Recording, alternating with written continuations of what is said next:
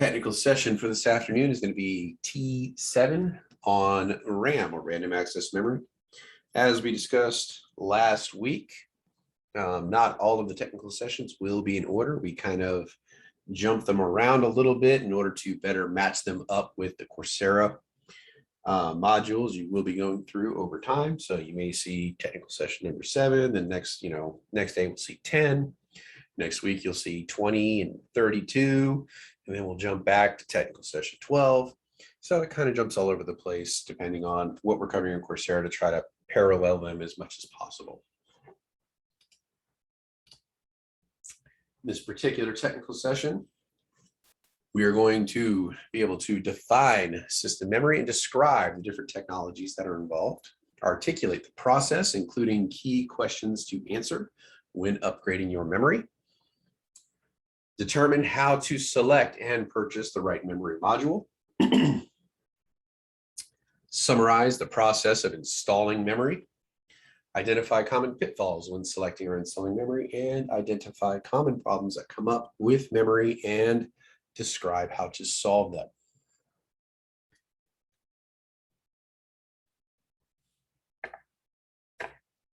No, they are not updated just yet. Avery, can you please update the labs for today and tomorrow to reflect Sunday night as the due date? I think I put them in there accidentally for last Sunday. Take care of it. Thank you, sir. So that'll be done right away. All right. So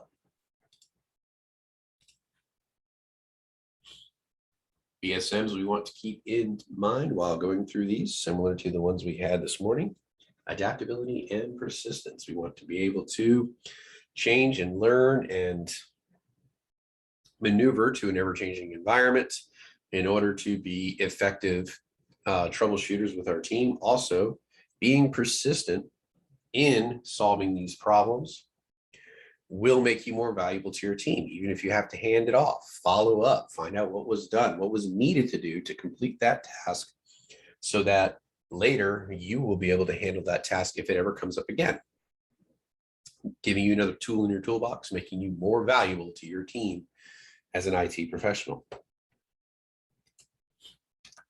All right, key terms we want to keep in mind when dealing with memory. Might have heard us mention this one before: volatile memory. Volatile memory loses all of its contents when the power is turned off. RAM falls under this category. Non-volatile memory retains its contents even though the power is turned off. Another example of this might be your storage, your hard drives.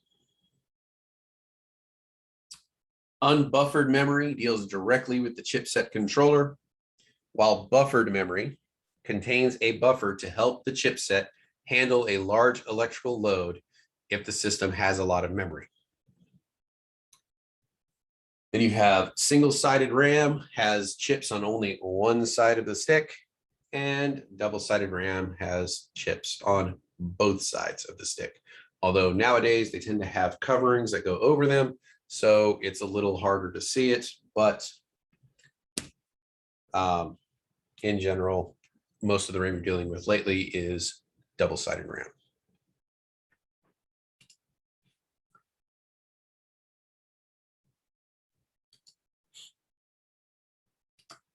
All right.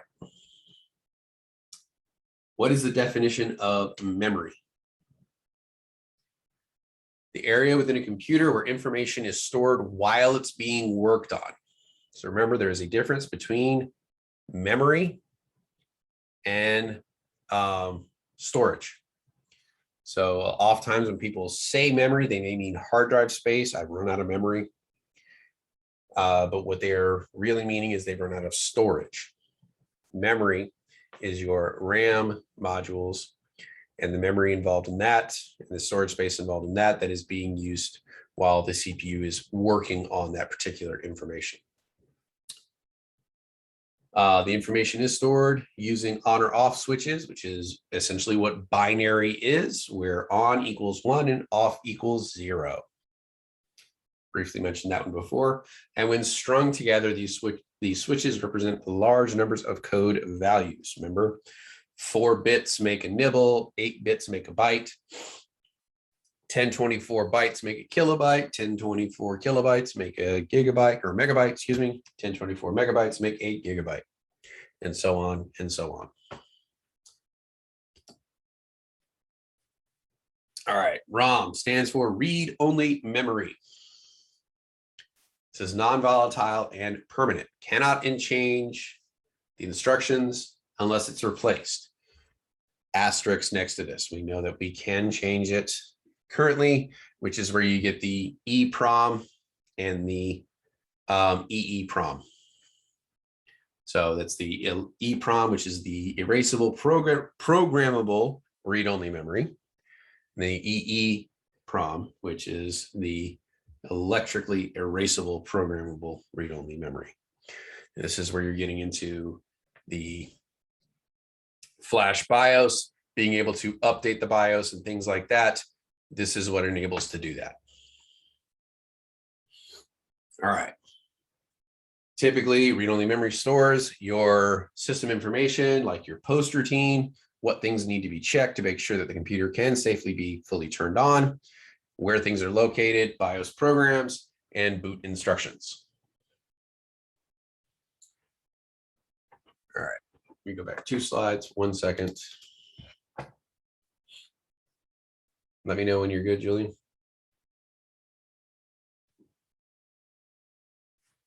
All right.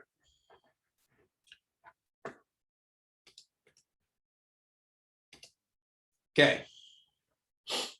Now we get into RAM, where we have dynamic, static, CMOS, and synchronous. So, yes, Cynthia. Did you say, I'm just want to double check if I heard this correctly. You said that the volatile memory RAM can be rewritten, even though it says you can't change the instructions. You can actually program it to, like, because of the upgrade, or? Well, what it is that's why I said when it says read only, it's non-volatile and permanent. So yes, it is non-volatile, but it isn't necessarily permanent because we can do upgrades, and that's where the erasable programmable ROM and then the electrically erasable programmable ROM come into play. It allows us to update the BIOS. So ROM is also considered, okay, never mind. ROM is considered non-volatile. Right, that I understand. So it's the ROM, you're not talking about the RAM. Yes. Got this it. is Okay. ROM. That's what I was trying to figure out. I thought you said that. That's why I wanted to make the distinction that the RAM, you cannot change instructions, while the ROM, read-only memory, you can. Okay. I just want to make sure. RAM is constantly changing instructions. Constantly changing instructions. So it says, okay, but it says, okay, so this is where I'm confused. Okay. You're saying non-volatile and permanent. That means the RAM cannot be changed. ROM. What I'm saying is this is classified as, what I'm saying is the historically speaking, ROM, read-only memory, ROM, couldn't be changed. The instructions were put on at one time. That was it. Okay, got it. More recent updates allow us to now upgrade and change that memory. It is still non-volatile, so if you turn off the power, it doesn't change. Yeah, now I got it, because I was trying to, because RAM is volatile and ROM is non-volatile. Okay, good, thank you. Correct. All right, Yes. Cool. All right, so RAM. This is volatile memory, meaning if it loses power, everything on it is gone. It is erased. They have a few different flavors. So we have the dynamic RAM, which stores data for only a fraction of a second before losing it. And to maintain stored data, the system must consistently refresh the dynamic RAM. So it's dynamic, it's active, it's continually refreshing and updating. This reduces performance. DRAM is packaged as SIMs, or single inline memory module, or DIMMs, which is dual inline memory module. So we're single, chips on one side, dual, both sides. Then you have static RAM, which retains the information without the need for refreshing as long as the computer power is on. So it's still volatile. If the power gets cut, anything stored in RAM is gone, in SRAM. The one we will be focusing mostly on in this class will be your dynamic RAM and your CMOS RAM.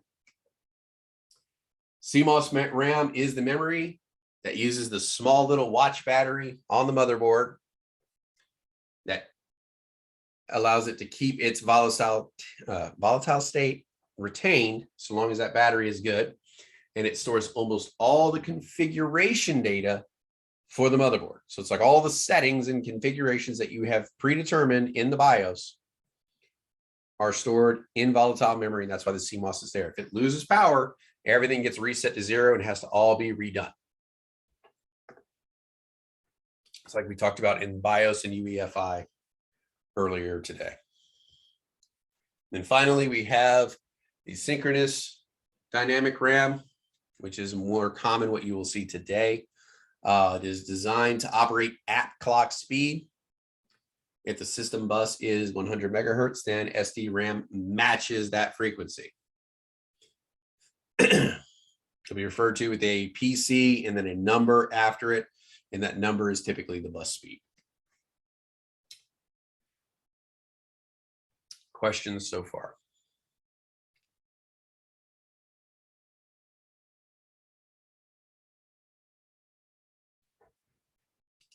All right.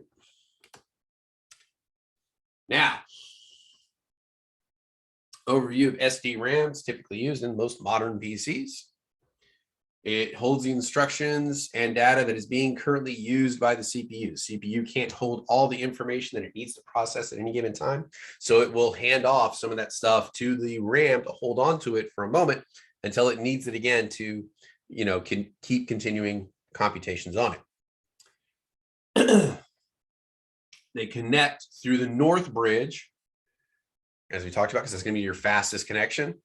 But the North Bridge is also known as the memory controller chip, or MCC. There's another name for the North Bridge. Anybody remember what the other name was for the South Bridge?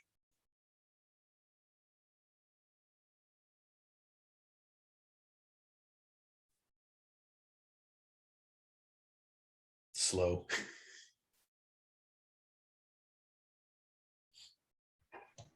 You said another name for it?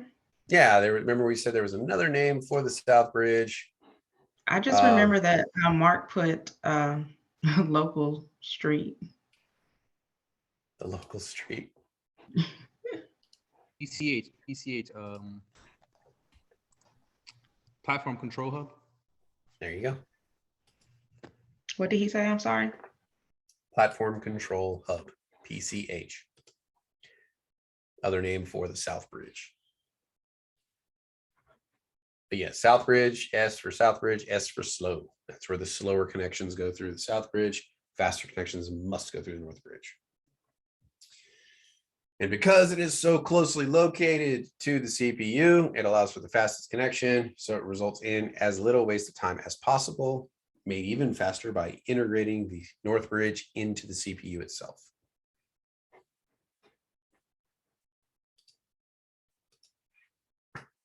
All right, form factor. Saw this one the previous technical session we discussed. So what is form factor just a fancy name for?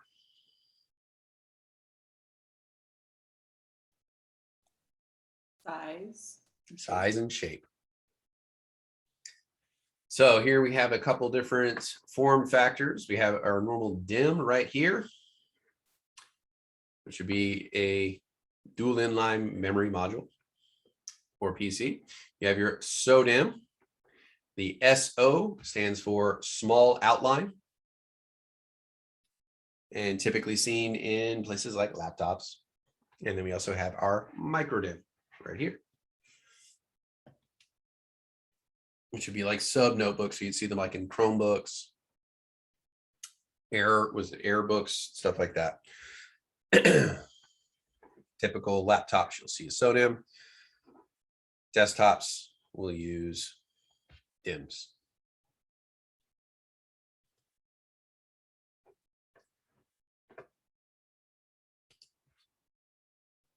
Oh, this is where the math comes in.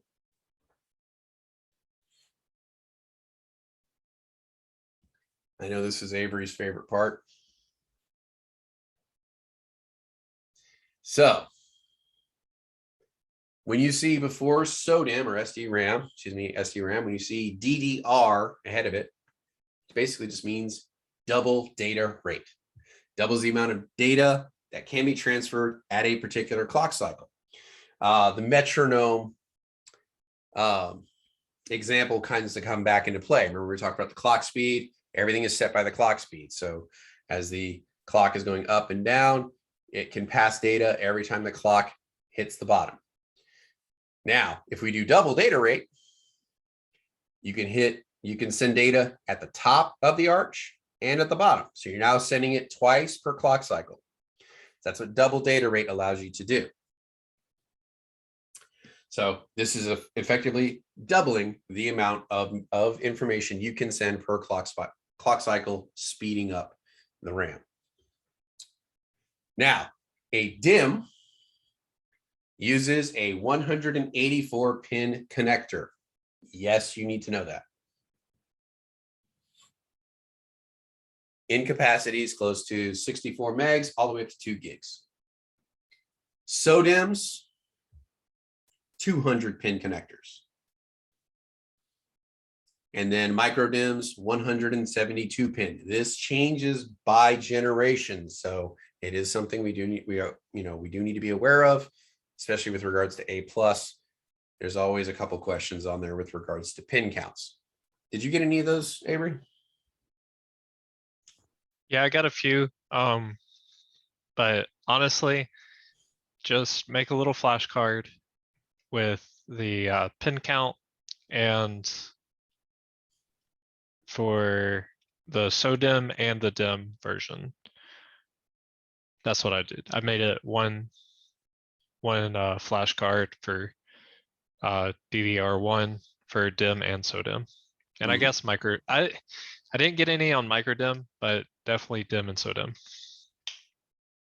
It's not to say you won't. It's a 450 question pool. Yep. You typically get about 90 questions. All right. So DDR allows for dual channel technology using 2 DDR SDRAM sticks together to increase throughput. So essentially allowing you to use 2 sticks as if they are one with regards to the memory, increasing the speed even more. So we have our clock speed, which we talked about before. So we'll go with the easiest one, 100 megahertz. Now, if we're going to get our dual data rate or double data rate, we just double it. So we get our DDR speed rating of 200. Now, on a memory chip, it puts everything in terms of PC speed ratings. Now, to get from our dual DDR double data rate speed rating to our PC speed rating, we have to multiply it by 8. So you get from, you have 100 megahertz, your DDR rate's 200, and then 1600 is your PC speed rating.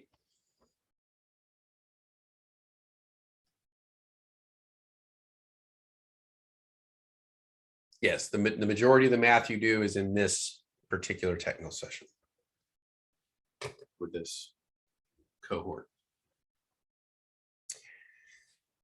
All right. Has everybody got this? It seemed pretty straightforward. So you have your clock speed, double that to get your dual data rate, double data rate, times 8 to get your PC speed rating. All right. Let's kick it up a notch. All right. Dual channel technology uses 2 SDRAM sticks together to increase their throughput. This is why we talked about last week, why they would do the color coding here. So your red banks would work together and the black banks would work together. Over here, your yellows would work together and your oranges would work together. And this would be turned on or off in the BIOS. Because some will allow single channel or dual channel. Some only allow dual channel, some will even allow triple channel, which will allow 3 banks to work together as a single unit.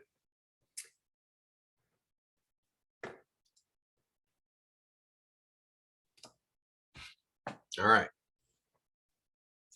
DDR2, which is the next generation, was that we were able to double the data rate yet again. So we doubled it and then we doubled it again. So instead of hitting just at the bottom and just at the, hitting at the bottom and the top, we're now hitting in the middle. So it's like quarter notes for you music lovers out there. So we're hitting bottom, middle, top, middle, bottom.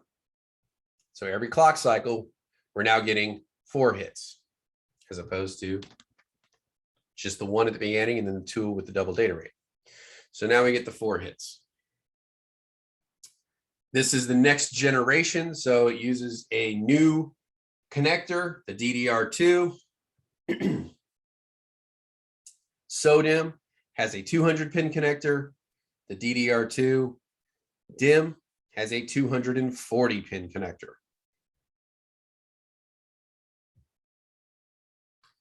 How do we do the calculation? Grab the annotator here. We will start with our clock speed. So we get 100 megahertz here. Is everybody able to see the yellow, or should I use a different color? Different color. Maybe use a different color. Different color. They have mauve. I don't know. Let's try red. Does red work better? Is that better? That's beautiful, Kelly. Oh man, I love it when a plan comes together. All right. So we have our initial clock speed, 100 megahertz. So we do our double data rate for the first run, gives us 200 megahertz. Double it yet again for our second generation, DDR2. We're now up to 400 megahertz. And how do we get from our final DDR speed rating to our PC rating? Multiply it by 8. 4 times 8 gives us 3,200. And we can work that way through each one of these clock speeds. If they give you one like this, it's not going to be complicated. It's not going to be like, you're not going to be sitting there doing long division, breaking everything down. It's going to be pretty straightforward to get it.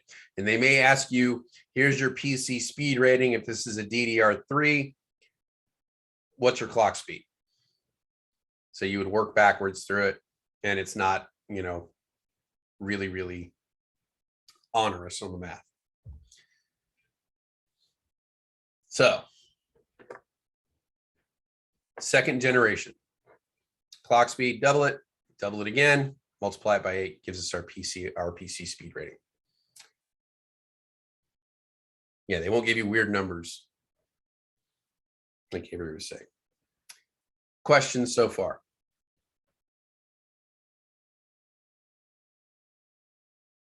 Yes, Mark. Just for confirmation, I know you said the SODIMM is a 200 pin, DDR2 is a 240 pin. Is DDR also a 240 or is DDR a 200 pin? No, that's SODIMM 200. DDR2 SODIMM is 200. The DDR2 is 240. Okay, I'm confused. Okay, so it uses a 240 pin connector that is compatible with DDR. DDR2 Yeah. SODIMM has a 200. No, it says it is not compatible with DDR. It is not. So generation 2 cannot work in a generation 1 slot. So how many pins are in generation 1 is my question. Generation 1, I think, was it 180? I got 184 for desktop, DIMM, That's it, 184.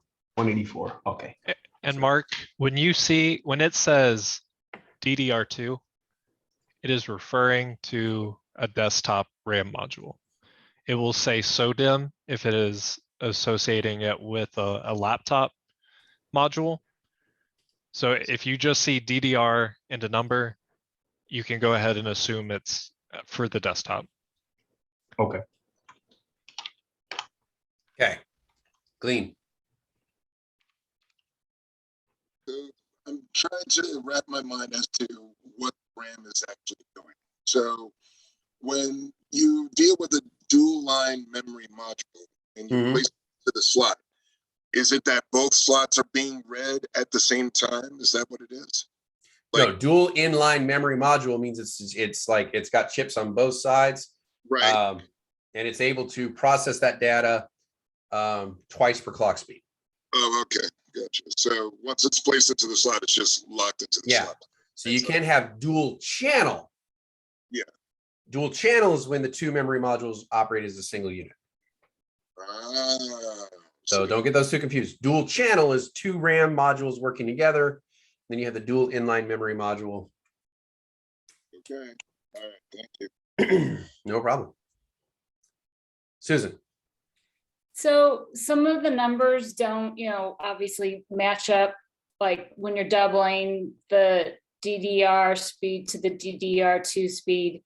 And how do you, and like in the previous slide, that some of you were rounding up and rounding down for, how do you, is it just something that we need to memorize, or is there a particular reason why there might be slight shifts in the math?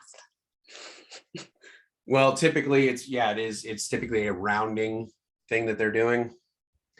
Okay. But trust me when I say on the exam, they're not going to give you a weird number that's going to cause rounding or whatever to be accomplished. It's going to be pretty straightforward.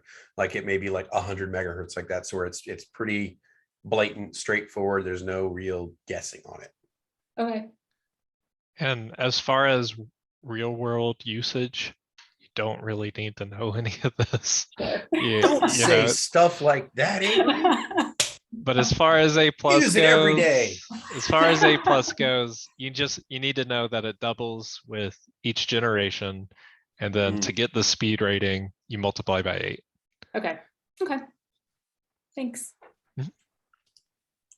Telling people we don't use this stuff. Come on, man. All right. Kick it up a notch. I think DDR3. Gleen's got a question. Oh yeah, Gleen, go ahead. One last thought. The difference between, say, the lower number and the higher number is just the response time of what the computer does, I'm assuming. Because we're, like the premise of RAM is more like how fast can you switch pages or get new things rolling, or how long it takes to boot up certain programs. Is that Yes, it's speed. Yeah. So it's like the higher the number with the speed rating, the better you are. Okay, gotcha.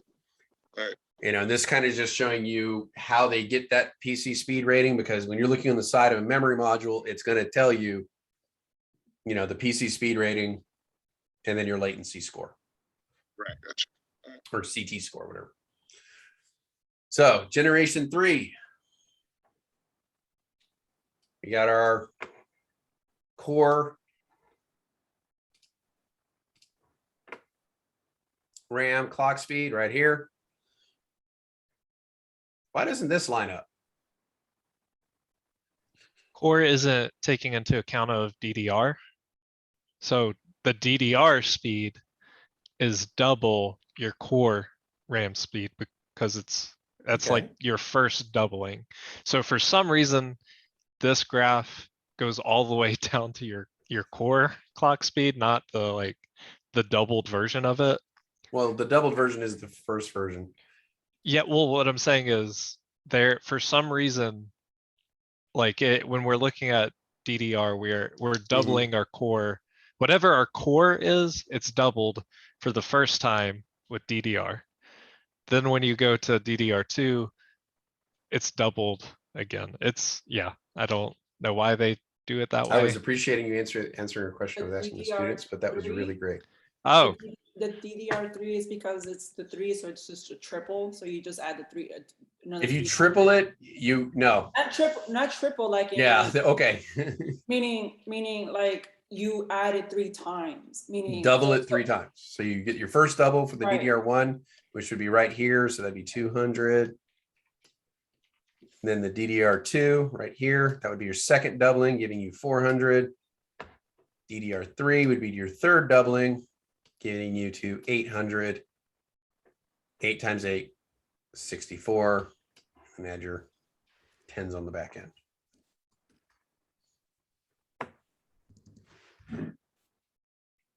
I have a question. Yes. Can I ask? So the PC speed, when it comes to the PC speed, if I, just by the slide, if I go to the max number, what will that equal to for a RAM, an actual RAM? Well, this is what the RAM module is offering up. So you have your base clock speed, which is, you know, what the current speed of the clock on the motherboard that you had, that little crystal that we talked about. Right. So that's what speed it's running at. And this is how the RAM is going to affect the performance of that, like build upon that performance. Yeah. So when you're in the real life, I mean, I guess in the world, what will that equal to? Well, a faster clock speed on your motherboard will be an exponential increase in the effect of the RAM you're using.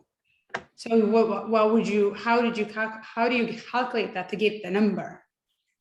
Which number? The base clock speed? The base, yes. That's No, going to no, be in the no, no, no. document. No, Okay. like when you go to the real world, so you go into 256 RAM, you know, how do you calculate the last PC3 to get the RAM number? Well, we haven't gotten to the actual memory on the RAM itself.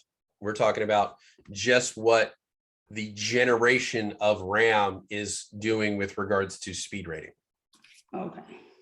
Not the size of the memory, like 16 gig or 256 or whatever.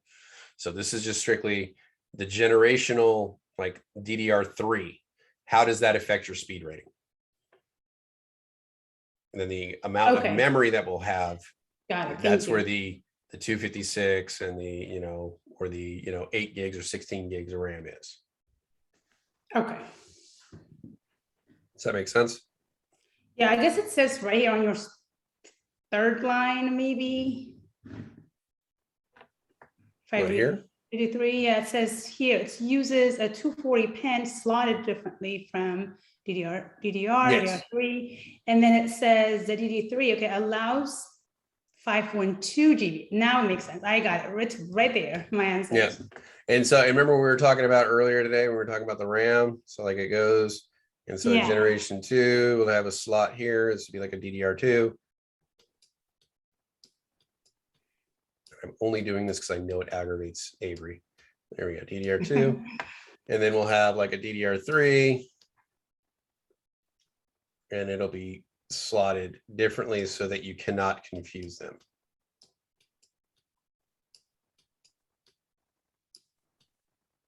Because they're different generations, so the notch will be in a different location. Thank you so much. Yes, Stephen. Yeah, I was doing the math on these, like 166. It doesn't all add up. Will the CompTIA like confuse you like that? It will be like, because when I do 166, you double that, and then you double that 664. Or do you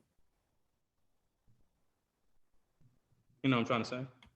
So, you know, the numbers aren't matching up Close as to much as you would like, is what you're saying? Yeah. So you get, you know, 166 times 2 gives you 332 times 2 gives you 664. That is because beyond the 166, there's like decimal points. Gotcha. And so the doubling creates the additional speed. They don't clearly notate that here, which is why I tend to focus on the 100 megahertz just to keep it clean. Cool. But again, like we said, they're not going to give you crazy numbers like that on the A+. It's going to be pretty clean and straightforward. Cool. Just remember, if they give you a PCI speed rating of like 6,400, and they'll tell you the generation. So you get a PCI speed rating of 64, you divide it by 8. So 8 goes into 64 8 times. So you get 800. That gets you right back to your DDR3. Cut it in half. 400 megahertz gives you your 2. Cut it in half gives you your clock speed of 200. And then you're back to 100 being your core clock speed. So it's just doubling and halving with regards to the generations, and then going from your DDR speed to your PC speed is multiplying by 8.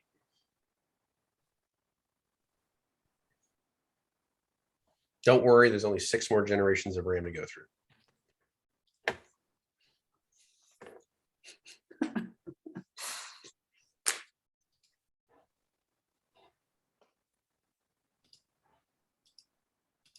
All right. DDR4. Same process. Clock speed at 200. Double it, double it, double it. Get your 1600 times 8 gives you your 128.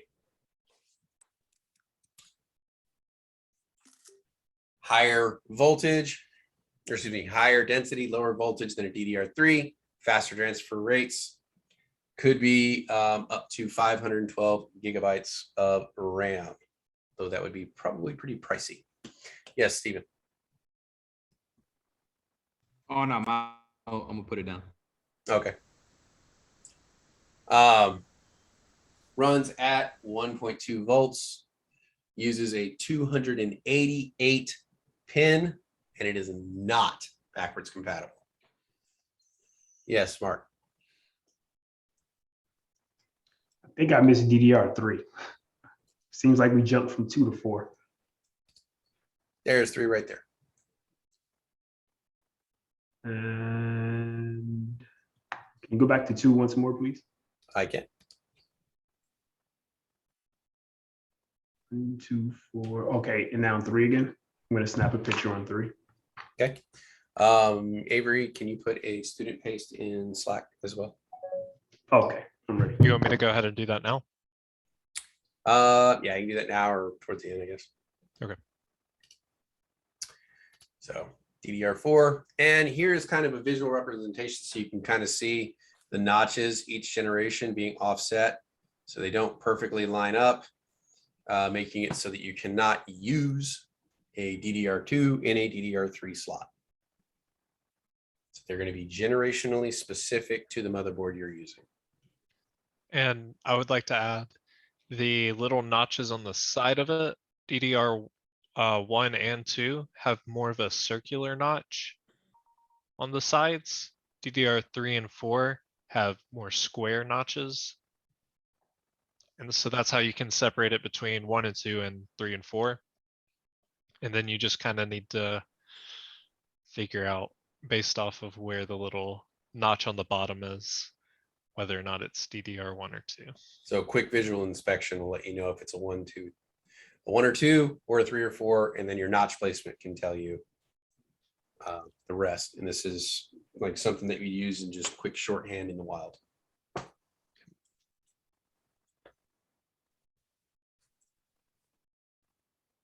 Wait, Questions? continue. I cannot differentiate the DDR and the DDR2. You what? I can't like tell what's the difference between DDR and DDR2. Like, what did you say was the difference? The notch placement. They're slightly offset. You see the one notch is drawn all the way through. So you can see that this notch is slightly offset than the one before it. And So- honestly, Steven, it's kind of hard to tell.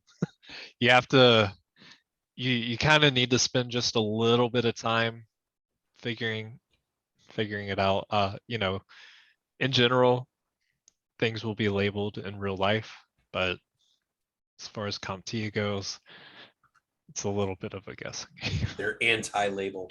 They don't like they don't like that for some reason. Yeah, they want you to kind of have it semi in mind. Mhm. All right. Next, latency. So latency bad. This is RAM responds to electrical signals at varying rates. The delay. So latency equates to delay in RAM's response. So this is what you would call latency. Just associate that specifically with delay. Now, it can be like notated on your RAM modules in one of 2 ways, either CAS, which is column address stroke, or CL, which is short for clock cycles. The lower the latency, the better. So your PC speed rating, that's this number right here. You want that as high as you can get it. Then the CL number, you want it as low as you can get it. There actually is a calculation to determine overall speed based off of those 2 numbers. But I am not going to torture you with that today. They have calculators you can use online. You can consult with your best coworker, Google, and they will take you to places where you can make those calculations. In general, though, know that the higher the generation, the faster the speed. Are there some possible exceptions to the rule? Like if you take the fastest generation 2 versus the slowest generation 3, you might get a negligible speed increase with the DDR2. Maybe. But again, like we stated in the first week, don't look for the exception that disproves the rule. In general, generation 2 is going to be faster than generation 3, or excuse me, 1. Generation 3 is going to be faster than generation 2. And on the RAM module itself, they are kind enough to tell you the generation. D3 right there. Mm. And then right next to it, clock speed, and then your latency rating. So clock speed, we want it as high as possible.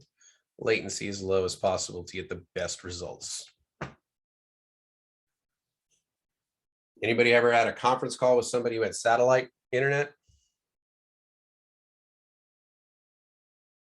I worked with a TA, my first 2 cohorts, with a gentleman who was operating off of satellite internet. And he had like a 1-2 second delay to receive, and then it was 1-2 seconds to come back. So it was kind of interesting working with him because like you might tell a joke, everybody's laughed and moved on, and then you can finally see it in his picture when he finally got it. So it's like a 4-second delay, and then he's finally starting to laugh. So that is a very, very easy representation of latency. Cost-wise, would the higher the generation be the higher the cost or price? Yes. And the lower the latency, the higher the price. Yes. Because the more efficient and the faster you're dealing with, the more they're going to charge you for it. So typically when somebody says, how much RAM do we want? Your answer usually is, as long as money's not a factor, as much as we can get. If money is a factor, you need to find what can give you the best performance for the best price.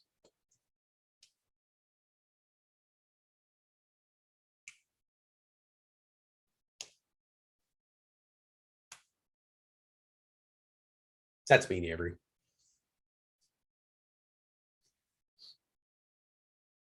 CAS is latency. Yes, same with CL. All right. Did you still have a question, Mark, or are you good?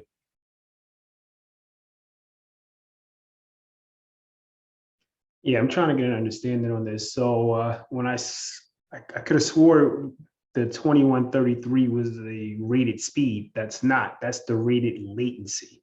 No. That is the rated speed. That is the PC speed rating. So you said D3, it's kind enough to let us know that it's DDR3, and then we have the 2133. So CL is clearly clock cycles because I can see it in the yes, text that's your above. latency number. So that's at a 6. You want that as low as possible. So what's CAS? CAS, what's that? It's the same thing. Same thing. Depends it on the just might be manufacturer what they labeled use to differently. label it. Ah, so CAS and CL is exactly the same. Correct. Yes. That confuses. Okay. So based on what we just said, of these 2 RAM modules that you have on your screen, which one is the faster? The top one, the lower number, 6, CL6. Okay, because all things being equal, everything else is the same. The lower latency wins. Yeah. Very good.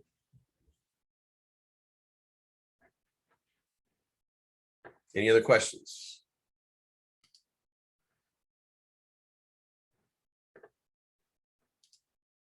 All right. Now for the fun stuff. Data integrity and error detection. So there are some kind of neat little tricks that computers can use to determine whether or not they have received the proper data. Parity is one way we can do this. It's a way to make sure that what you received is accurate. that, data wasn't lost, wasn't changed, what have you, everything is good to go. So on a block of data, they'll add an extra bit on the end that will denote either odd or even. And the memory controller uses that bit to verify the data was correct. If the data is not correct, it requests the data be resent. I'm going to show you an example of this really quickly. And it cannot correct this error, only detect it and make sure that, or the system is aware an error has occurred. It is there. So let's take a nibble, like 4 little blocks of information here.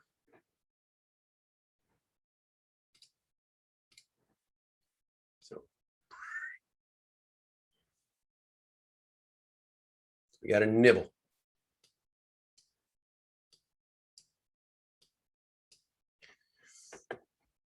And say that nibble is 1, 0, 1, 0. Now, this piece of information, as it comes across, there will be an extra bit of data that'll be added along with it, which is called a parity bit. And what this bit's doing is telling you whether or not the information you received is supposed to be odd or even. And the bit itself, I believe, tries to make it even. So in a situation like this, we got 1, 0, 1, 0, we would add them up. So you have 1 plus 0 plus 1 plus 0, that's 2. It's an even number. So the parity bit would be a 0.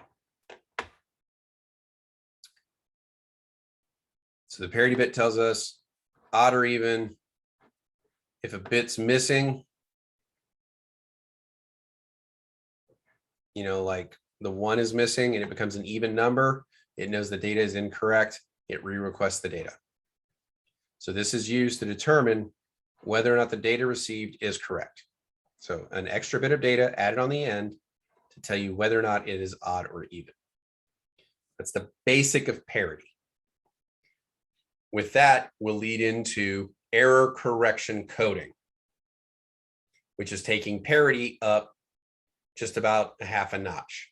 So where parity can detect an error, error corrective coding, ECC, does what it says. It can correct an error on the fly.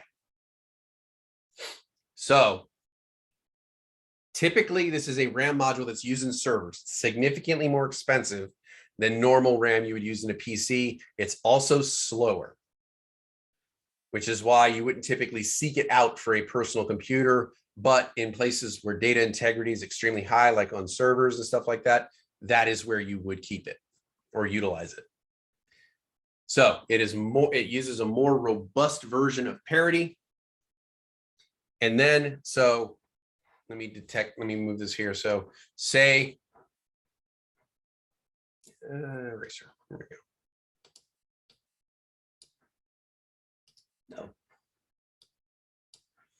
So say it receives a nibble in, has a parity byte of a 0, but one of those bits didn't come in. It can look through it and say blank plus 0 plus 1 plus 0 is supposed to be an even number, but I'm not seeing an even number, it's odd. So on the fly, it can sit there and tell you, based on the information I have, a single bit is missing. My parity bit tells me it's something else. I can say that's supposed to be a 1. And on the fly, it can insert that data to correct for that single bit. Same thing happens if it's a 0 that's missing. If it's a 0 missing and it's 1 plus 0 equals 2, we know that because of the parity bit, it's telling us it's supposed to be an even number. And so that data bit, that bit that got dropped in transmission, we know on the fly that is supposed to be a 0, and it can go in and correct that code for us. So ECC can correct an error so long it is not more than a single bit per transmission. So if a single bit is lost, it can correct it on the fly.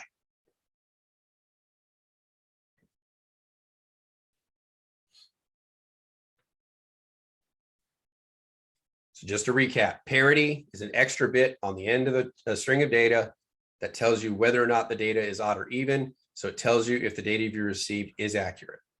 It's one of many checks that you can put in place. Error corrected coding takes it up a notch, and it can correct a missing bit on the fly, so long as it's no more than a single bit missing. So Really, it I helps. guess I got something to add. You do? Yeah, I got my analogy. Uh-oh, go for it. Yeah. So as you guys will find out, I'm not good at remembering things for the sake of remembering things. So I have to make it easier for my tiny brain. And so I associate Parity and ECC with Wendys.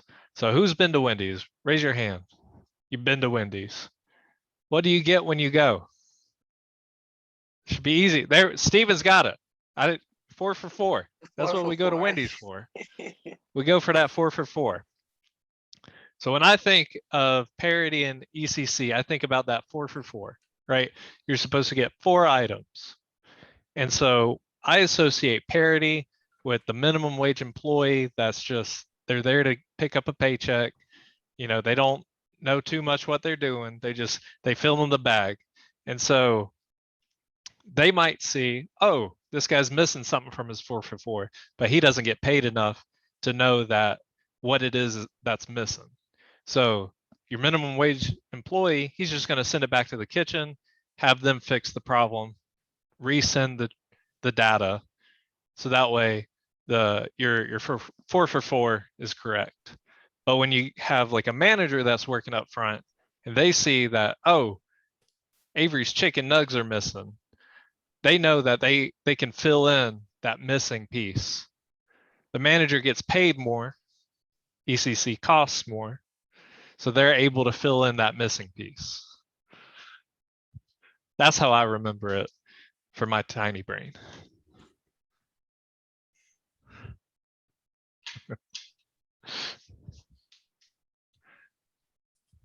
I always love the analogies. I'm never good at coming up with them, but I always like them.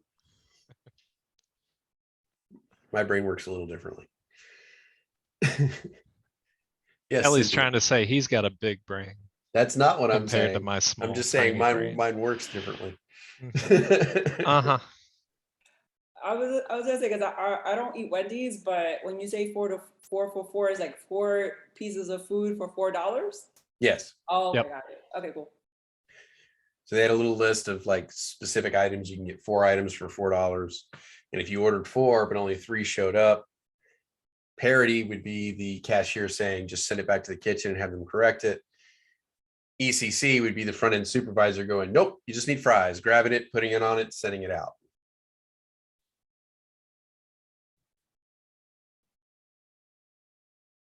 All right. Any other questions?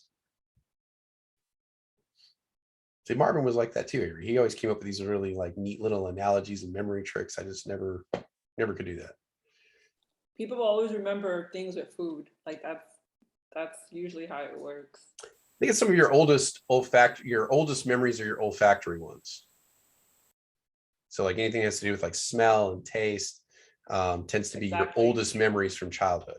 Exactly. So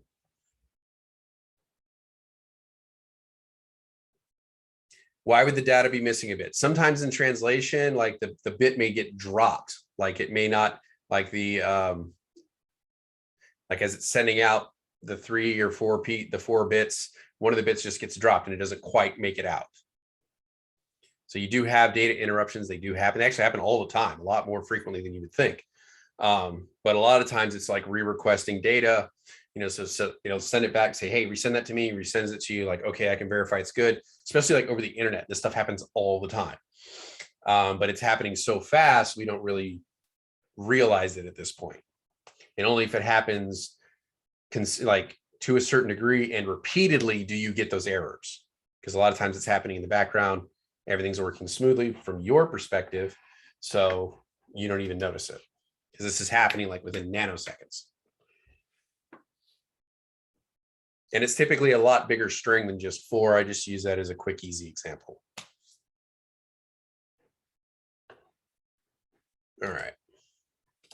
Next, registered or buffered memory. So This is memory that has essentially a buffer in between it and the memory controller itself. Register itself stores bits of information in such a way that systems can write it and read it out, all the bits simultaneously. So it's kind of just an aid, making sure everything's working smoothly. It reduces the load on the controller itself and allows the device to support much more memory than it would be possible to do so otherwise. So the buffer, like, you know, when you're loading a video, a lot of times, you know, it's like it has to buffer for a certain amount before it'll allow you to play it, so it can continue to process while the video itself is catching up. Similar premise here. It works in between the memory and the memory controller, allowing it to be able to work with much more memory than it would otherwise. Typically used in servers, much like the ECC, and the possible effect of it creating this buffer is latency, or a drop in performance. ECC, you will see a drop in performance because it's doing these calculations and corrections on the fly. So it's not going to work as fast as, say, memory that did not have an ECC module. Your overall performance may be better because you're, you know, not having to re-request data constantly. It's doing the corrections on the fly, but those particular modules would not be performing at the same speed as one that did not have ECC.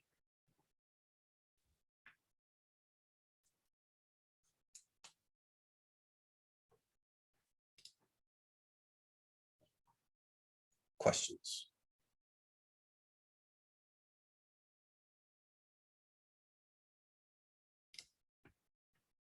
All right, access speed. That is the amount of time in nanoseconds that it takes RAM to provide the requested data to the memory controller.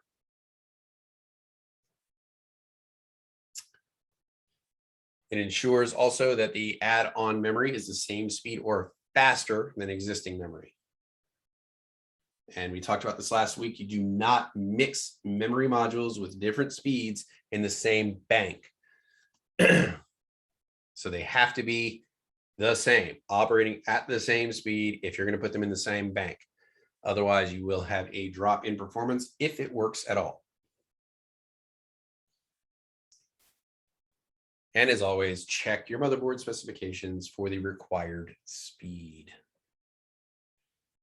A lot of times you will hear us say it throughout this cohort, refer to the documentation. Although the internet makes life a lot easier because you can skim through the documentation much faster than reading it like a stereo manual.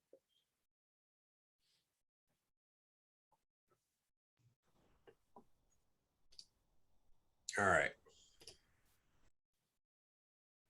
SPD, serial presence detect. When you're looking at a RAM module, you'll see a bunch of big chips placed on that RAM module, and then you'll see a tiny little chip put up in the corner of that RAM module. And the sole purpose of this chip is to tell the computer what it's capable of. So it's going to tell the computer, I am a 3rd generation RAM module. I have, you know, X amount. I have a CS rating of 6. Your PC rating based off of your clock speed is going to be this. So it basically just tells the computer, here's all the specifications for what I am capable. And the first thing that happens when the computer connects with that RAM module, it's going to check that SPD to know exactly what it's working with. So it's just basic instructions, letting the computer know, this is what I am, this is what I'm capable of.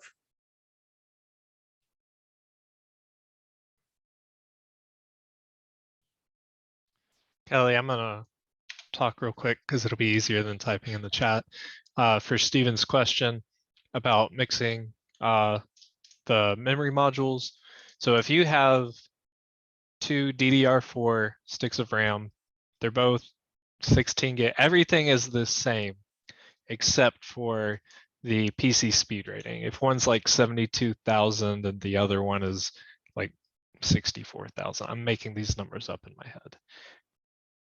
If they work, if you're lucky and they still manage to work, it will only run at the speed of that 64,000. It'll be limited. It won't be able to use the full capabilities of your 72,000 version. But chances are it probably won't work. Best case, it's not gonna improve your speed any. Worst case is they don't work well together at all, and then it just doesn't work. So that's a possibility too. All right. Questions so far? Yes, Cynthia. So all in all, just make sure that you're just pairing them up, just literally. When you, Yes. when you're, yeah, literally, okay. Absolutely. That is a great rule of thumb. And I even recommend just buy the exact same brand to like buy the exact same module if you can help it. Typically they come in 2 packs anyway. So you're not gonna buy 2 different types of RAM with 2 different speeds. So. All right. So SPD, good one to remember. Serial presence detect basically just tells the computer what kind of RAM module it's working with and all that fun stuff.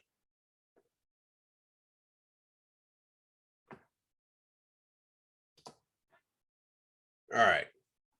When to upgrade RAM. General symptoms you may see is, overall slowness of the system, Windows insufficient memory error. Of course, that also happens when Marvin goes on the internet, has 5,000 windows open. We finally get him to close them all, and then, later on lets us know that he has 3 other browsers with just as many windows open on each one. Excessive hard drive accessing. So if you're hearing that hard drive go nuts constantly, that is an indicator that you're running out of RAM. Why would it be accessing the hard drive if it's running out of RAM modules? Does anybody know? It's kind of on the slide too. Yes, Cynthia. Because it has its own, what is it, chip? Its own, let me use the proper term, its own RAM, like memory for. Kind of. Well, what's happening is it's starting to use the hard drive like a RAM module. So it's full on the memory modules, so it can't write or read any more to those memory modules. So then it's now starting to read and write to your hard drive. And Mark hit it, virtual memory. What are the 2 things that we would call that in the system, Mark? Page file, that's one way. There's another expression for it. So one is a page file, the other is a swap file. And in the BIOS, you can set how much or how big you want the page file or the swap file to be. So whenever your RAM modules get overrun, the system then starts using your hard drive as a RAM module, and it is nowhere near as efficient. So that's why on a mechanical drive, you start hearing that mechanical drive going nuts while you're trying to do something. It's your computer trying to work around the fact that it doesn't have enough RAM.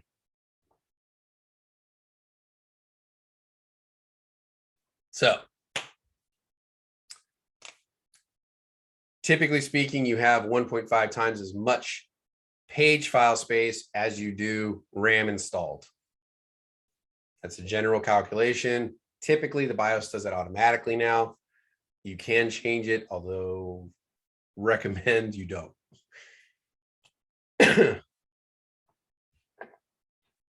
All right. So what to consider when you're upgrading or replacing your RAM.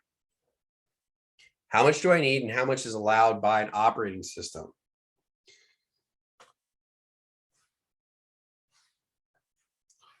Does anybody know who's done, OS upgrades? How much RAM does a 32-bit operating system allow maximum?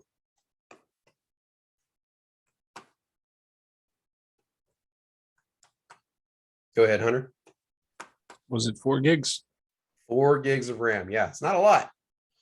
So a 32-bit operating system only allows 4. Mark also got it in chat. Very good. So anything above and beyond that that you install, useless. It will not recognize it. It will only recognize up to 4. 64 bit operating systems. I think it's like over a couple thousand gigs or something like that. So it's a pretty high number. I would be thoroughly impressed if somebody actually maxed out their RAM on a 64-bit operating system. So I think it's like a couple terabytes, something along those lines. We will get to that here a little bit. All right. How many and what kind of memory modules are currently installed? If you're operating off of a single channel and you just want to upgrade a single memory module and your system allows for dual memory module, then you can just buy one as long as you match it with the first one you have, install it, switch the BIOS to dual memory or dual channel, and you're good to go. How many and what kind of modules can I fit on my motherboard? What generation do I need? What speeds is it capable of? If I buy something above and beyond the capabilities of my motherboard, is that wasted space? If I buy the wrong generation, it won't even fit. So we need to refer to the documentation of the motherboards we have to understand what types of media modules we need and what generation and speeds we're capable of. How do I select and purchase the right memory modules for upgrade?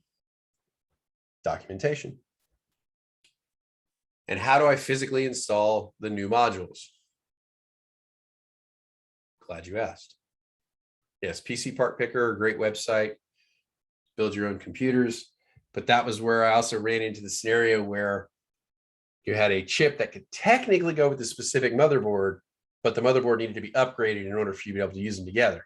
And they didn't notate that for the users. So you saw a lot of angry people in the reviews talking about that because they were building from scratch, not an upgrade to a current system. That's why you read reviews. Yes, that is why you read reviews. There's no one tool that will do it all. 8-pound sledge does pretty good though. Yeah. All right. So how do we physically replace the modules? All right, how much memory do we need? We just talked about this. Windows 7 and 8 need at least 2, can't go more than 4. 64, Windows 8 can go up to 128 gigs.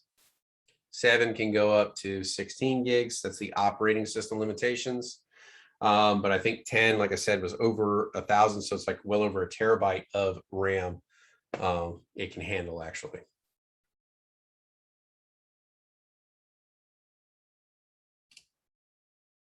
All right. Oh, time to climb. Get to wake everybody up. Did I share sound?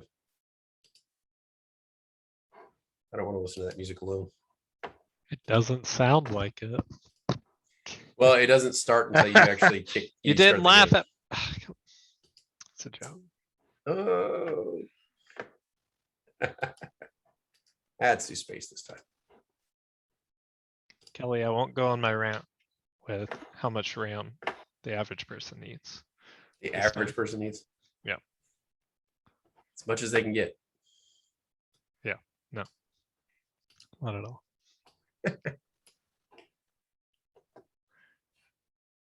Here we go. Got some space penguins going on. It's in the chat, Hunter.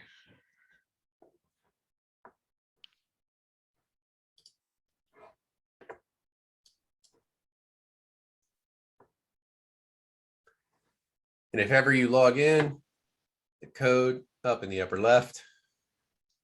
So the exact opposite of Kahoot. So Kahoot's down in the lower right. And Nearpod's in the upper left if you miss the code.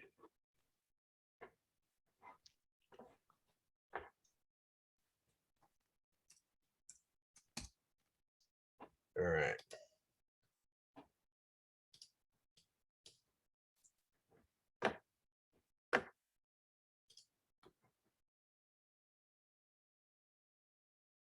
30. Go ahead and start here.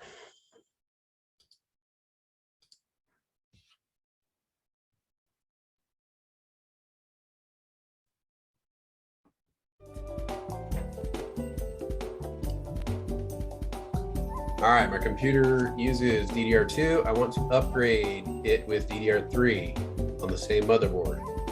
Will it work?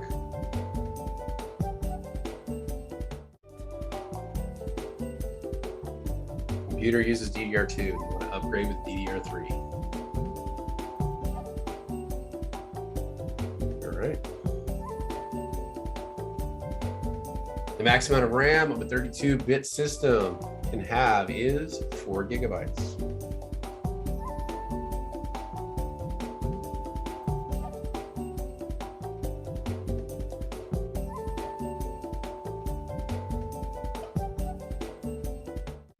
True or false?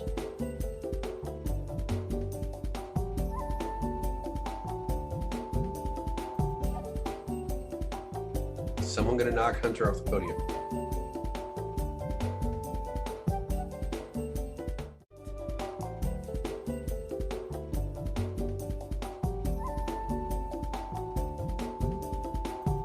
All right, how many pins does a DDR3 SODIMM have?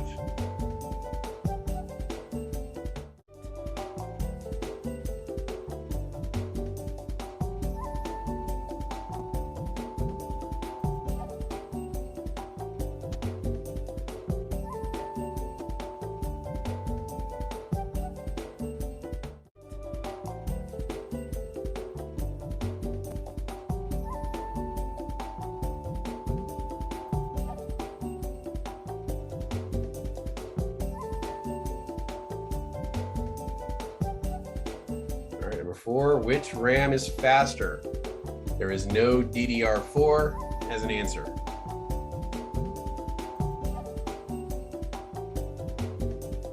Do that quick eyeball technique that Avery taught you.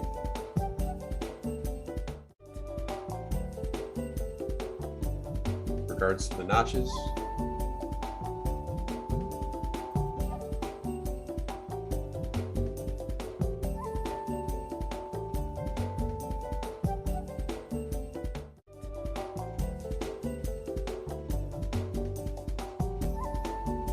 Click on the magnifying glass, make things bigger so you can see it. All right, which DDR 1 to 4 have the same amount of pins?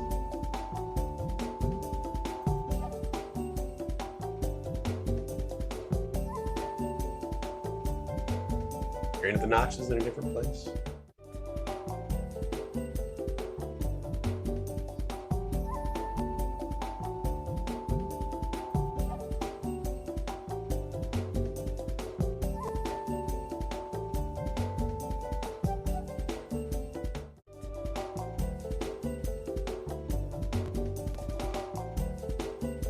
All right, who we got here? Oh, Julian took Hunter off first place. There you go. Nice work. So we have Julian, Hunter, Mark, Steven, and Rachel rounding out the top 5. Good work, everyone. Well done. So with this, let me start recording. I got it. Thank you, sir. Let me know when we're live. We're live. Cool, thank you. How to find how much memory is currently installed in your system. Well, that will be in your BIOS. Or the system applet from the control panel in Windows will allow you to see it as well. And it'll tell you exactly how much physical memory you have installed. Marvin had a wonderful little slideshow about him doing his upgrades, and he absolutely was excited about it. From the BIOS itself, you can go to the third-party software. This is the most detailed method to know the amount of installed slots available. So it may tell you you're running dual channel. Here's how much you have installed, and here's how many banks you have. And it will label them and let you know If all of them are being used, or if some of them are empty and you can add more. Do you have anything to add to that, Avery? Or No, not really. I think honestly, BIOS is the best way to go about doing it. It's the most detailed rather than Yeah. just an overall picture. Yeah. All right. Moving forward, how do I physically install new modules? Some of these steps might sound familiar and in the same order as you've heard them before. We may not go all the way as deep as we need to for motherboards, but it's the same. First thing we do, obviously this is after we've backed things up, planned and organized, and tied back our long hair. So we would power down. What do we do after we power down? What's the important step?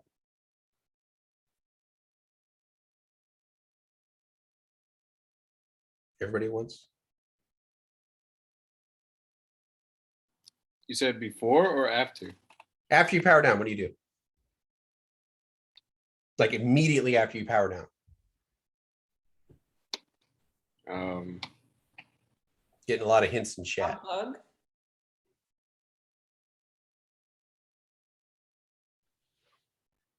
So you unplugged it, but we want to make sure. Go ahead, Joseph.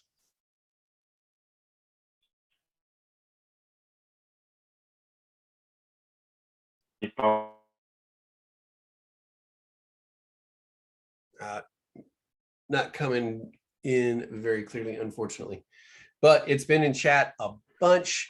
So after you've unplugged it, you power it down, you press and hold that power button for 5 seconds to dispel all residual charge from capacitors so that you can safely work inside the computer. So always remember that. Press and hold for 5 seconds to dispel residual charge.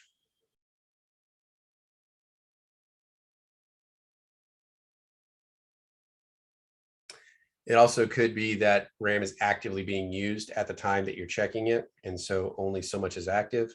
It could be that the operating system only allows for so much, like you may have, like Avery put, 5 installed just for the sake of a number, but it only allows 4. So 4, 5 installed, but only 4 is used. So power down, unplug, press the button for 5 seconds, dispel all charge. Now we can remove the panel to access the PC testing board for retained power, not necessary, thankfully. And then from here, after you remove that side panel, you should have easy access to the RAM modules at that point. You have those fun little tabs on either side, push them down, and it will kick up the RAM module. Then you can then grab it by its edges, not touching the chips, not touching the pins on the bottom. Pick it up by 2 fingers, hold it by the edges, and then you can either set it down on an ESD mat if you have that, or put it into an anti-static bag for storage and or transport. All right. Now, ESD, obviously, before you put your hands in, have the ESD hooked up. Now, for installing, we have our ESD strap we're going to install. We lay the board down at a slight angle to make sure the notch that's cut matches the notch in the slot that we're about to put in. That is your final check to make sure the generation and type of RAM module is meant for that board. If it doesn't line up, you have the wrong generation. That's your final check to say it doesn't fit. If you try to install it, it's just going to rock back and forth because that notch is not going to allow for full installation.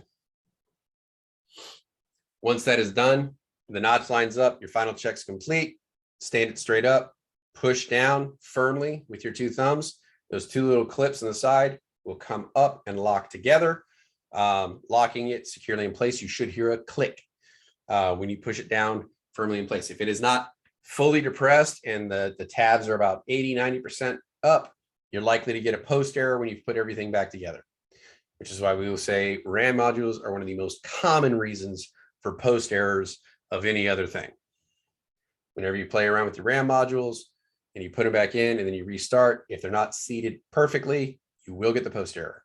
That's why you refer to what you were just messing with, and more often than not, it's a RAM module. All right, after you have done the install, turn the computer on and verify the memory module in the BIOS to make sure the computer sees it and recognizes it and has it. And if you have it set up for dual channel or triple channel, that is turned on. All that's done within the BIOS itself. If it doesn't recognize it, it may be that it's not seated properly. It may be that it's a bad RAM module. So first, open it back up, check to make sure it's seated properly, and then turn it back on and try again. That is the most common reason. Questions so far? So power down, remove the panel, remove, put your ESD strap on, remove the old module, take your new module to put back in, hold it at an angle, line up the notch to make sure it's accurate, stand it straight up, push down with your thumbs until you hear the click.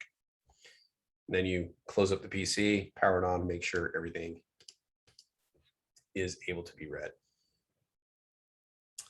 So behind this guy's thumbs, you can see the RAM module, and then the tabs are fully secured in. It may seem like the module is fully depressed where it is right here, but if the little tabs don't fully lock in, you rest assured it is likely not seated properly.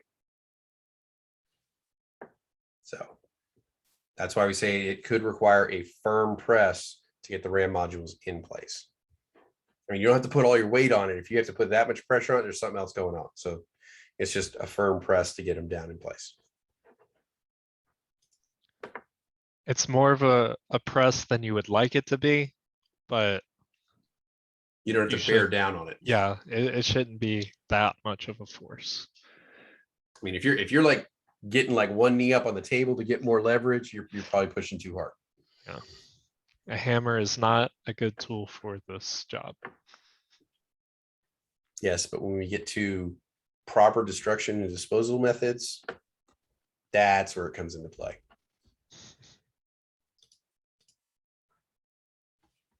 All right, pitfalls to installing memory. If the memory doesn't snap into the slots properly, the notches don't line up at all, it is likely incompatible either by generation or by speed. Documentation for the system and the motherboard may be missing or not available. It's an older PC. However, we can consult the internet and probably find the documentation we need at that point. All you need to know is the manufacturer and model of the motherboard, which should be notated on the motherboard itself. Look it up. You can find the manuals pretty readily online, and then you can see the documentation at that point. All right, if the RAM value has not changed from before to after, likely means it is not registering that module, and or that memory bank itself may be disabled. So we got to go into that same place, make sure the memory bank's on, and then we can confirm that it is able to see and recognize that memory. And I know what you're thinking. Is there possibly a lab where we can practice this stuff? Yes, there absolutely is in Test Out. You're welcome. So you will be able to get the practice you need. It should be in the notated labs that we have for today. So, all right.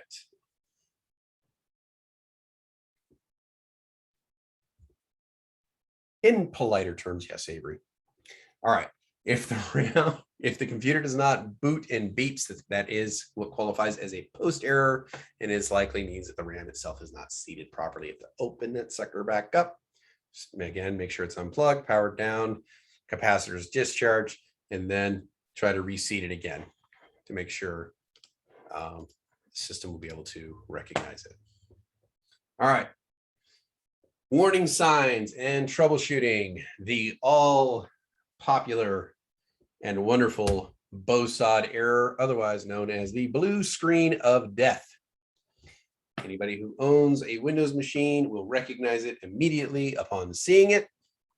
It's that fun blue screen that says your stuff's broken. Thankfully, though, the BOSOD gives us an indicator and tells us what the error codes are so that we can look them up and check them to make sure, what exactly is causing the error. Pro tip, sometimes it'll throw up that BOSOT error really fast and move on, like less than a second. Every time you boot up, it gives that error real quick, less than a second. If it does that to you, turn your phone on, turn the camcorder on, record the boot up. And so when it goes past the BOSOT error, then you can play it back on your phone and pause it at that actual screen and write down what the error is so that you can move forward. All right. System works fine when it first starts up, but then begins to have problems later. So over time, like you started up at 8 a.m., you're fine. Then closer to lunchtime, everything starts to slow down, cause problems, all that fun stuff. That's letting you know it's running out of RAM, essentially. Next, freezing, hesitating, or system moving extremely slowly. So it's that general overall slowness that we talked about, letting you know that the RAM is insufficient for what you're trying to do. And then finally, system does not boot. Why do I keep saying boot, and beeps are heard instead, ergo post error.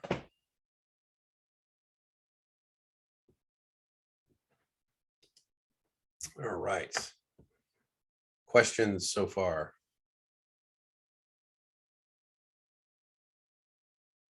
Quick show of hands. Who's gotten a BOSOT error before?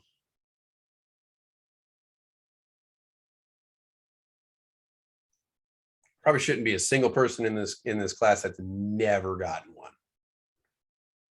My wife got one and continued to get BOSOT errors for months and just never told me that it was happening. She would just restart it and it would work for a while, and then it would just randomly blue screen, and then she would restart it again. So I haven't. That was a funny day.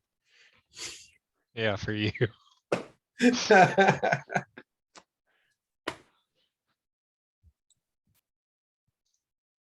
I've gotten the spinning wheel of death before. Oh yeah, the perpetual load. Snake chasing its own tail.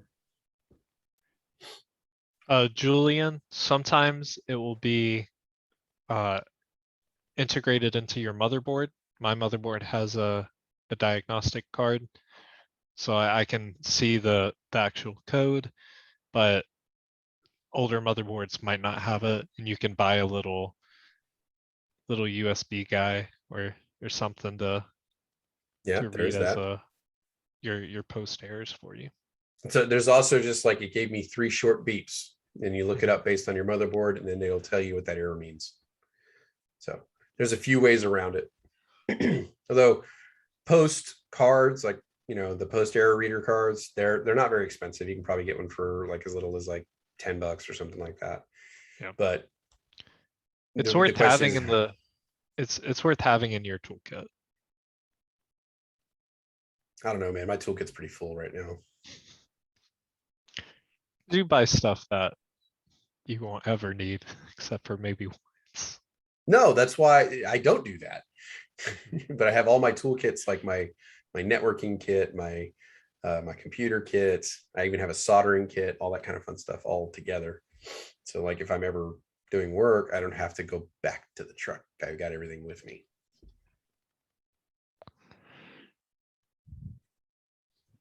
All right.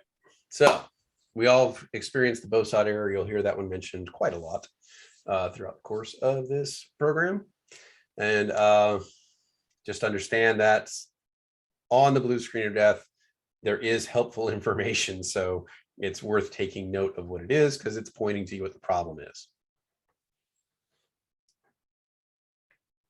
Did you have a question, DW? All right. Oh, when you get into other computers like web servers and stuff like that, you have to be careful about using error codes. Like you actually would block most error codes so that only generic codes are shown, because hackers can actually glean a lot of information based off of the error codes that they're given.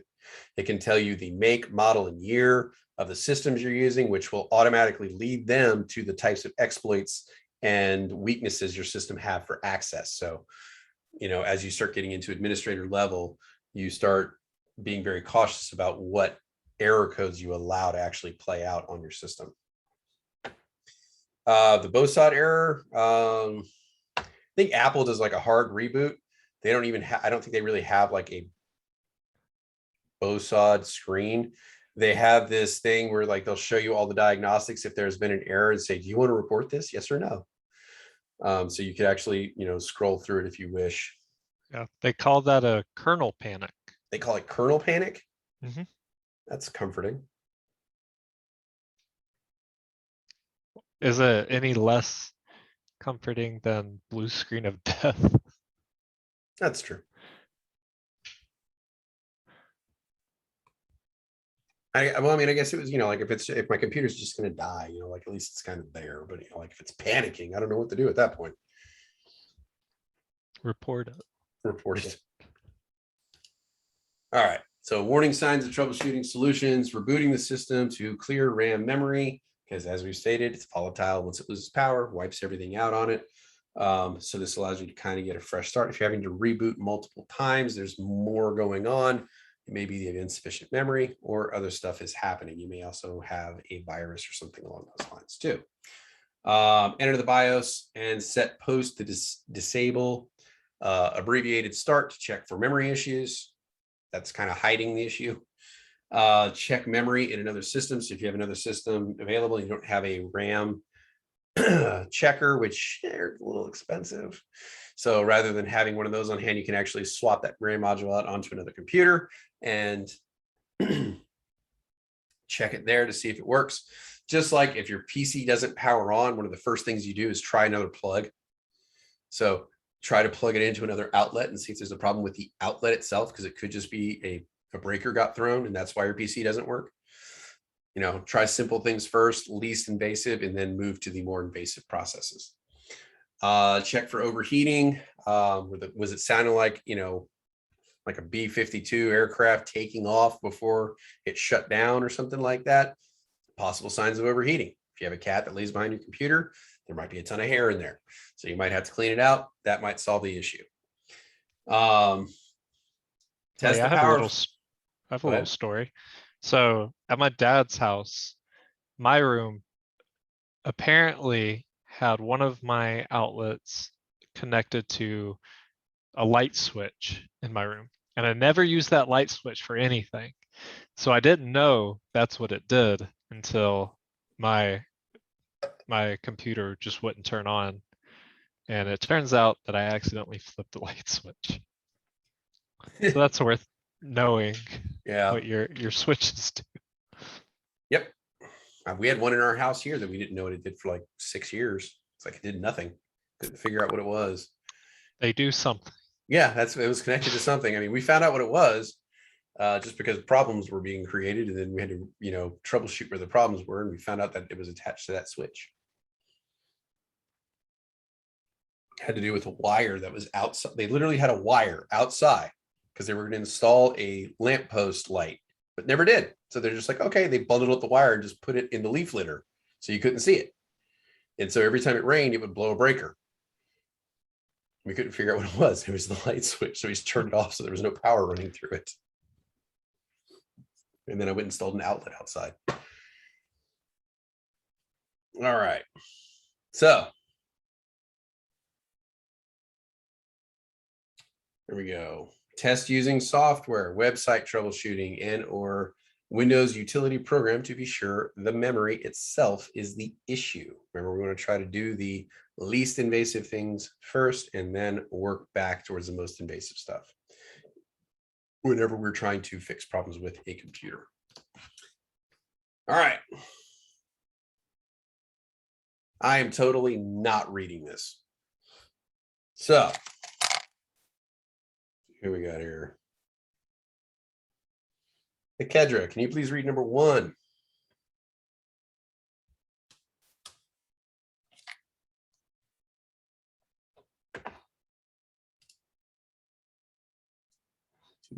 One.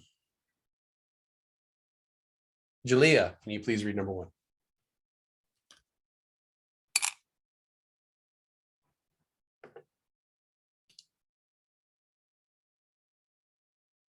Swing and a miss.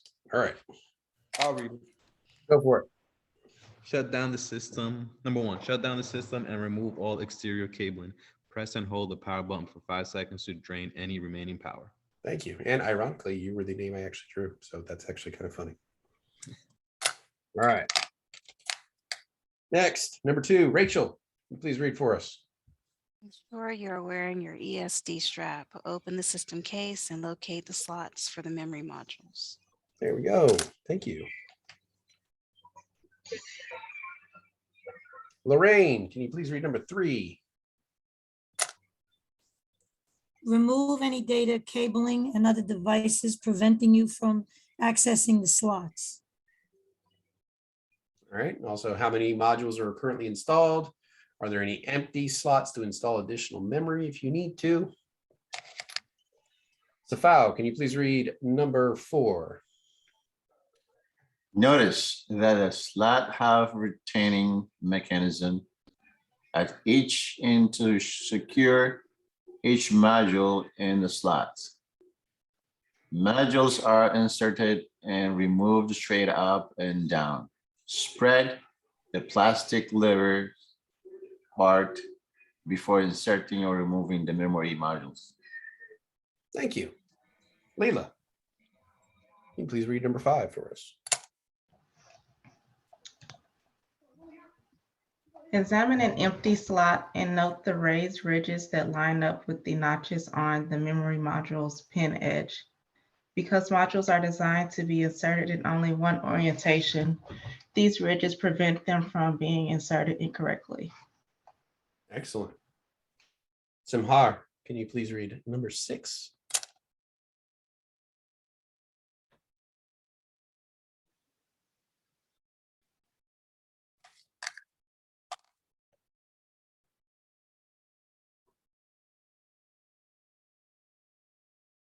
All right.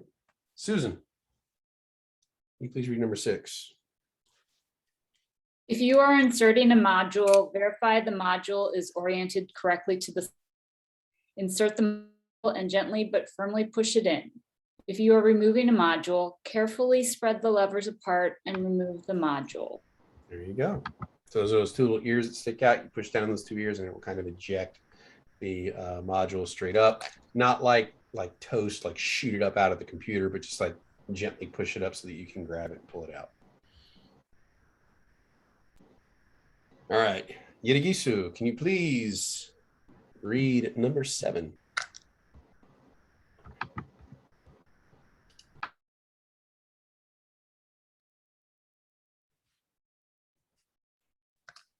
I say number 7. Yes, please. Resemble your system, turn on computer and verify the correct amount of RAM is shown. Thank you very much. All right. So the basic steps to add or remove RAM for your system. Again, we'll be dropping the student paced version, so you'll have this one here to look at as well at your own pace if you wish.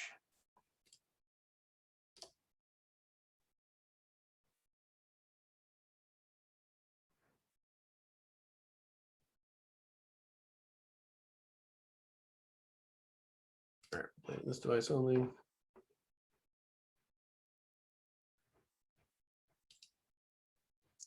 Let me know if you can hear it when we start. If you're specifications of your computer and you notice a section that describes memory, or somebody asks you how much memory is inside of your computer, they're referring to the amount of random access memory, or RAM. We're not describing the size of an SSD or the capacity of a hard drive. We're referring to the components inside of your computer where all of the transactions are taking place.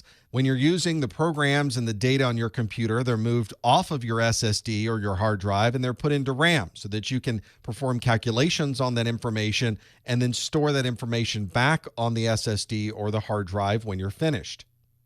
Your desktop computer or your laptop will have slots where you can install the random access memory modules. The different motherboards may have different types of slots, but it makes it very easy to add, remove, or upgrade the memory that's in your system. The process of moving information in and out of memory is happening all the time inside of your computer. So the faster memory you have, the faster the overall performance will be of your computer. Every motherboard will be a bit different on how fast these transfers can occur in and out of memory. So check the documentation of your computer to see exactly how fast you can expect your memory to run. The type of physical package that installs into those slots on your motherboard is a DIMM. This is a dual inline memory module. It's called a dual inline memory module because this memory module has a series of contacts on one side of this module. It has another set of contacts on the other side of the module, and those two contacts are different on each side of that memory module. These dual inline memory modules have a 64-bit data width, so we're able to transfer data from these memory modules in chunks of 64 bits at a time.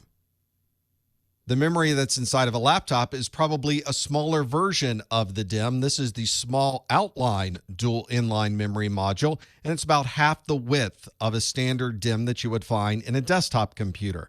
You can find the DIMMs and the SODIMMs available in DDR2, DDR3, and DDR4 flavors of SDRAM. We'll explain what all of those are later on in this video.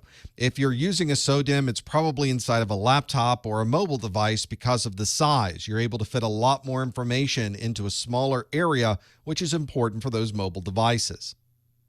Here's a good size comparison of these two. The DIMM is the larger memory module that you would find in a desktop computer, and the SODIMM you can see is about half the size, and you would find that in laptops and other mobile devices.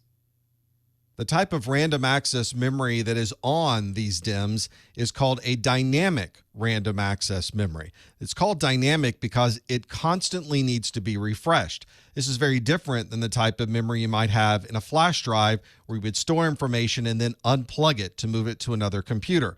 That flash drive doesn't need to be constantly refreshed to maintain that information. But the memory that we use inside of our computers is a much faster memory, and it requires this constant refreshing to be able to maintain the data that's on those DIMMs. If you were to power off your computer and no longer able to refresh that memory, everything that was inside of those DIMM modules would soon disappear. The use of the word random inside dynamic random access memory is because we can access anything in that memory at any place at any time. This is very different than how we used to access information on a magnetic tape, where you'd have to wind through the tape to get to the section that you need to read.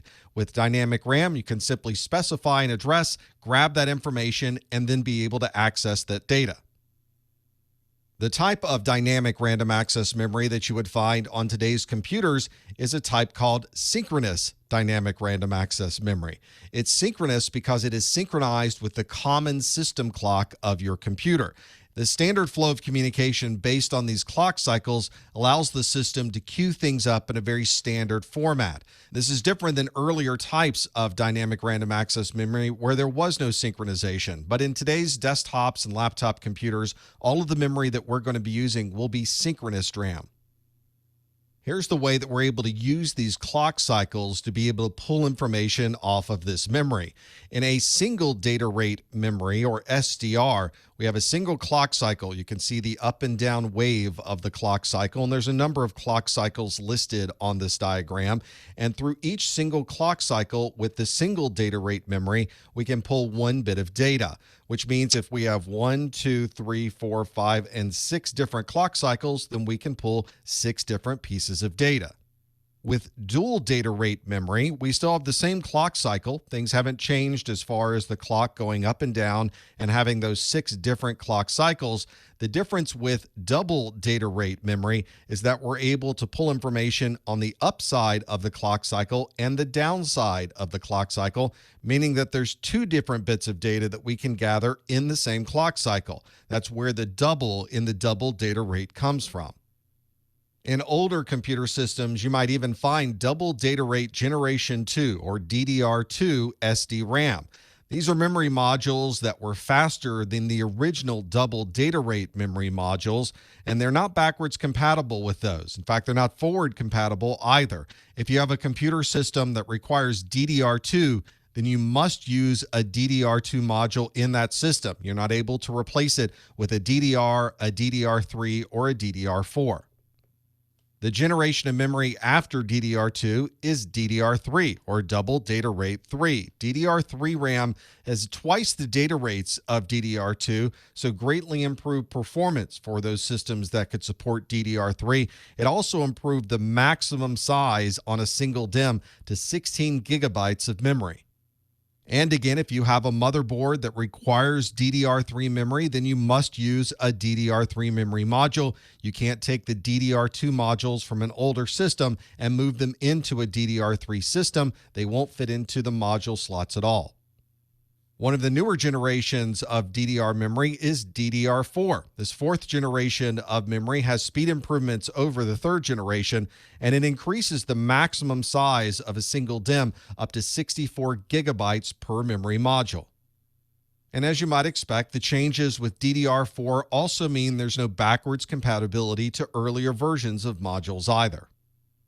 Not only did we change the technology between these different generations of DDR memory, but we also physically changed the package. So when we say that it's not backwards compatible, it's not even an option. You can see there is a key or a small slot that's inside the memory module, and the slot is in a different place in each generation of memory type. This means that if you have a motherboard that expects DDR4 memory modules, this is the only type of memory module that will physically fit into the memory slot.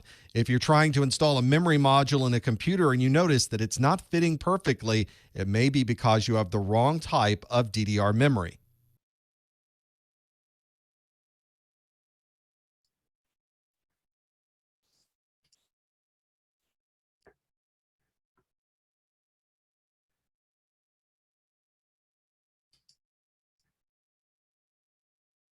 The memory that's inside of our computers is not infallible. You can have electrical hiccups. There could be memory that is not seated properly, or there just might be bad connections for the memory that's inside of your system. And occasionally there might be a bit that accidentally gets flipped from a 1 to a 0 or vice versa. If you have a critical computer system, however, you really can't afford to have memory that might be changing some of the values as it's going through the computer, regardless of how rare that might be. So your virtual machines, you might have database servers or web servers or systems that are required to be up and running all the time. Because of that, we have a type of memory that's able to check itself. One of these types is called parity memory, where it adds an additional parity bit to the information that's associated with a byte that's going through your computer. Parity memory is great, but it won't find every possible scenario. For example, if your memory becomes corrupted in a way that the parity is still correct, then it's not going to notice that there is anything wrong with the information that's inside of that memory. And parity memory is not designed to actually correct anything. It can only inform you that a problem has occurred with your memory. A type of memory that is able to make a correction is called error correcting code memory, or ECC memory. This is not only identifying that there has been an error with the memory of your computer, but it's able to correct that memory on the fly. Not all of your computers are using ECC memory. In fact, very few of your computers are probably using memory that is ECC memory. The ECC memory is a bit more expensive, and it's really designed for those enterprise type systems. So a very large server may have a motherboard that requires ECC memory. In fact, it won't work unless you install ECC memory into that device. It's sometimes difficult to tell though, because the memory looks identical to non-ECC memory. So make sure you keep your memory modules together with the documentation that came with them, so you'll know exactly what memory type you're working with. A lot of people have asked me what this parity bit really means, so I created this diagram to show how parity works inside of our computer. These parity bits inside memory are usually even parity. That means that the parity bit is making an even number across all of these bits that are inside of our systems. Let's take an example, for instance, this first byte that we have at the top, and a byte is these 8 bits. So with these bits 1 through 8 are 1, 1, 1, 0, 0, 1, 1, 1. The way that parity works is it will examine how many ones happen to be in that byte. So there's 1, 2, 3, 4, 5, 6. And since that number is an even number, the 6 value is even, we don't need another 1 associated with that, so the parity bit is going to be 0. Let's look at the next byte. We have 0, 0, 0, 0, 0, 0, 1, 0. Well, we can see we only have a single 1, so this is currently odd number of 1s. So to make this an even number of 1s, our parity bit would now be a 1.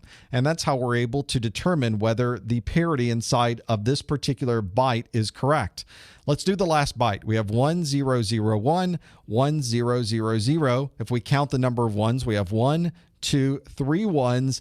That is an odd number. So we know that we need to add an additional 1 for this entire string that makes this an even parity.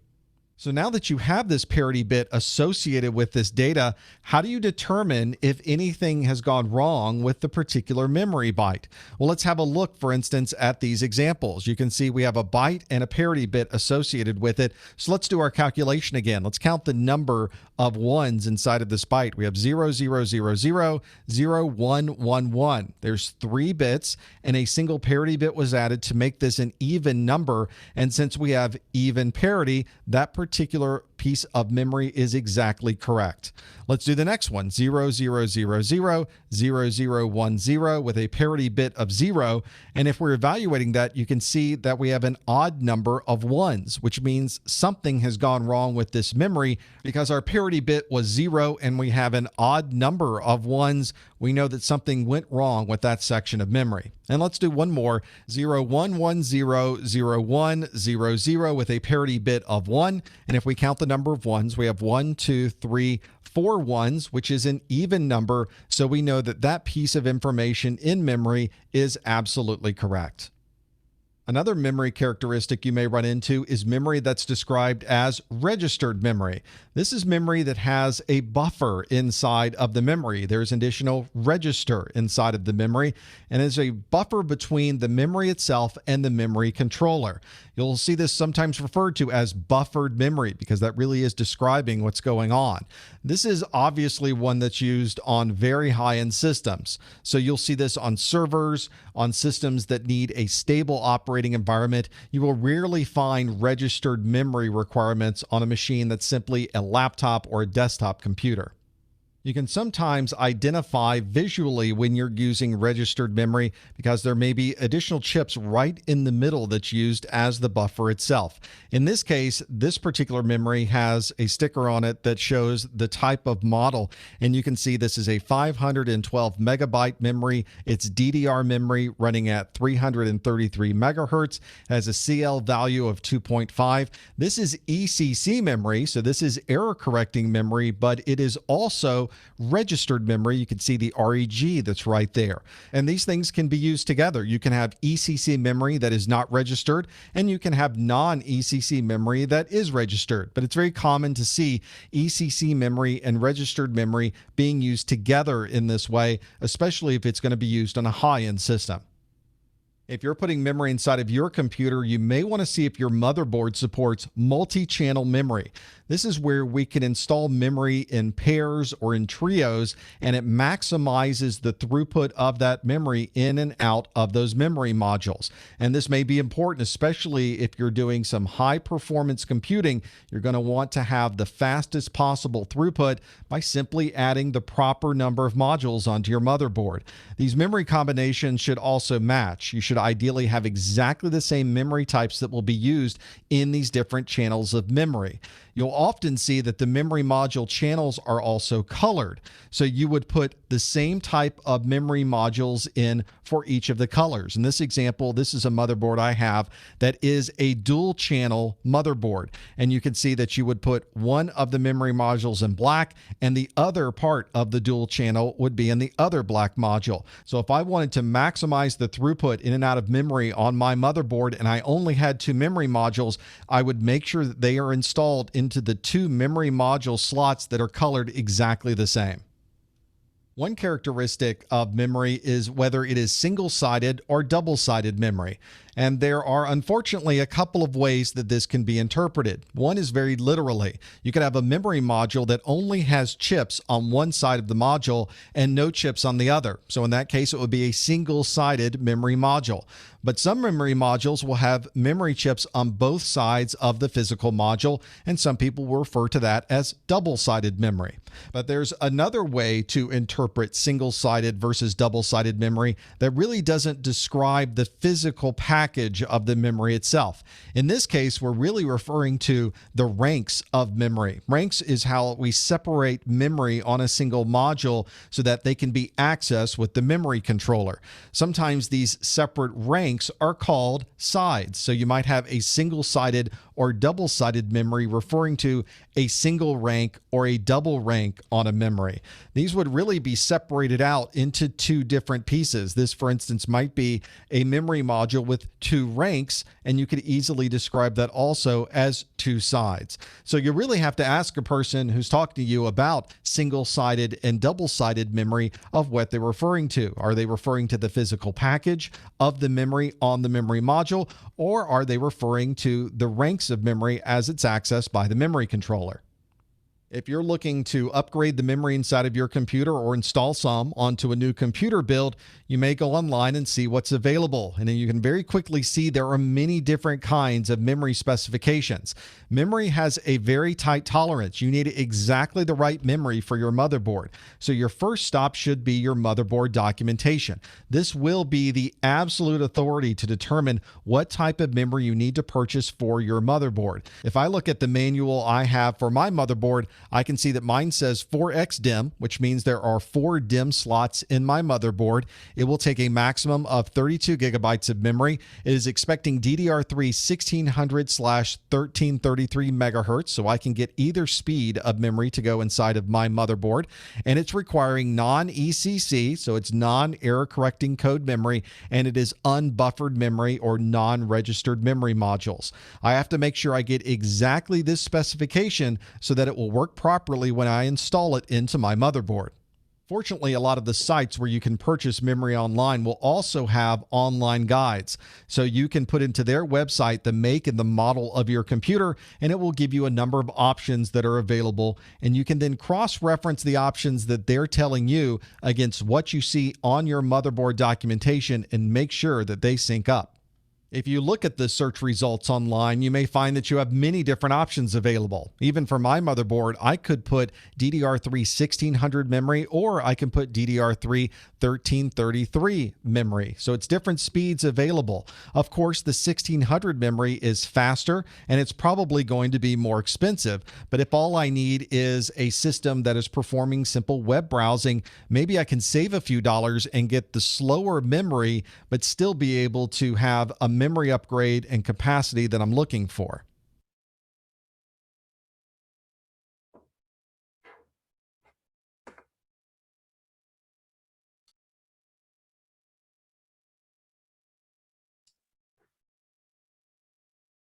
All right, that is Professor Messer. I highly recommend checking him out on YouTube. He's got a lot of great stuff. Also, when you do your continuing education credits after you've achieved your A+, doing some of his study sessions will count towards maintaining your certification. So he's definitely one to keep an eye on. And I posted both videos that we just watched in the chat and in our Slack, so you can go back and watch them if you want to review this section. Kelly, hide the names. Oh, I didn't do that. My bad. Done.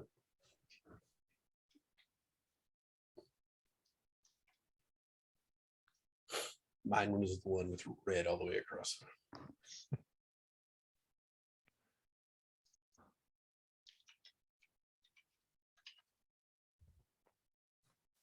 Pause recording here.